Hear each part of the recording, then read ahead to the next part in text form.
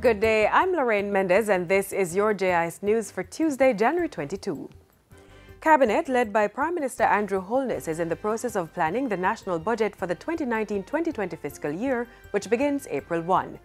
The deliberations, which began on Monday and end tomorrow, will seek to finalize economic priorities for that period. The meetings follow a three-day cabinet retreat held last week to review the country's performance in 2018 and discuss numerous issues of national interest. At the retreat, ministers made presentations on the operations of their ministries and matters that require immediate action. Representatives of the National Water Commission, National Works Agency, HOPE, and other critical agencies also made presentations to the executive. The Office of Disaster Preparedness and Emergency Management, OPM, says it will be stepping up its public education campaign to foster a culture of earthquake preparedness and response among Jamaicans. In 2018, Jamaica had 14 felt earthquakes, ranging from 2.5 to 5.2 magnitude, as reported by the Earthquake Unit. We want to incite the nation into action for the occurrence of earthquakes or tsunamis at any time. We want to indoctrinate you into preparedness for response during and after an earthquake. The agency's Director General Major Clive Davis was speaking at the launch of the Earthquake and Tsunami Awareness Campaign recently. He said the strategy would include engaging the business community as well as special activities across all schools. This will be in collaboration with parish disaster coordinators and committees from municipal corporations, government ministries and agencies. January is used by OPM to reinforce the need for earthquake safety and awareness.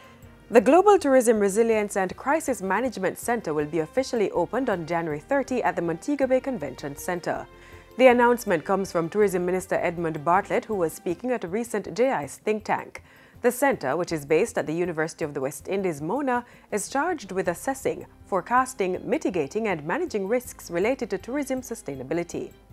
Minister Bartlett says it will focus on the various factors that may cause disruption to the sector, including natural disasters, terrorist attacks, cybercrime and economic crises. These are real concerns, and when that happens, it does not only cause disruptions, but it causes dislocation, and it throws economies into a tailspin. Now, why is tourism so concerned about this and these disruptions? Because of the vulnerability of tourism. The hard cold facts are that we are the most resilient industry in the world, but we are the most vulnerable too. And so we have to build resilience within the sector to deal with these outcomes of our vulnerability. But more importantly, to recover quickly, and tourism has that ability. The Global Tourism Resilience and Crisis Management Center has been operating on a pilot phase since 2017. The Education Ministry, through the National College for Educational Leadership, has adopted a more advanced technique of training principals and school leaders. It's called Blue Ocean.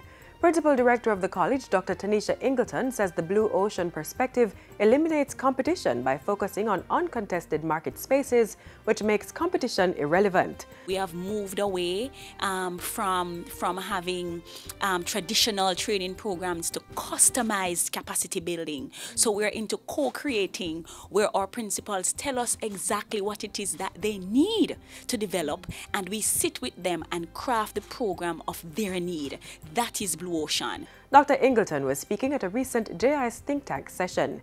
Educational leaders are urged to use the Blue Ocean method to re-image and retool their programs and initiatives for greater impact on Jamaica's education system.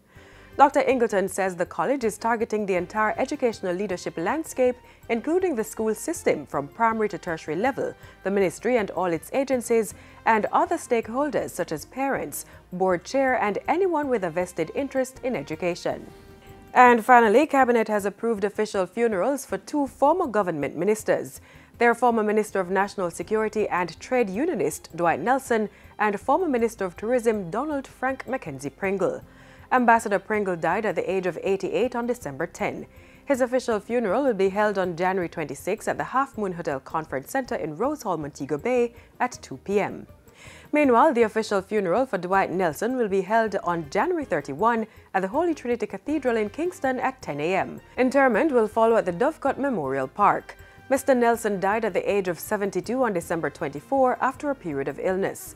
A condolence book will be opened for both Mr. Pringle and Mr. Nelson at the Houses of Parliament from January 23 to 25 and January 28 to 30 between 10 a.m. and 4 p.m. And that's it for JIS News Today. I'm Lorraine Mendez. Thanks for watching.